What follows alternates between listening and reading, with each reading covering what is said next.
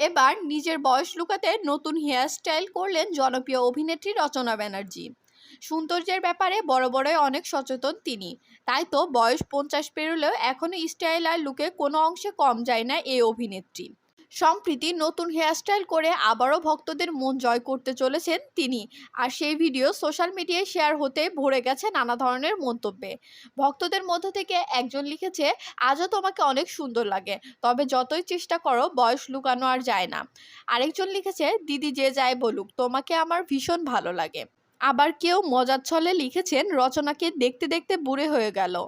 তো বন্ধুরা, অভিনেত্রী রচনা ব্যানার্জির এই নতুন লুক আপনাদের কাছে কেমন লাগলো কমেন্টে জানাতে ভুলবেন না। আর ভিডিওটি ভালো লাগলে লাইক, কমেন্ট ও শেয়ার করে পাশে থাকবেন।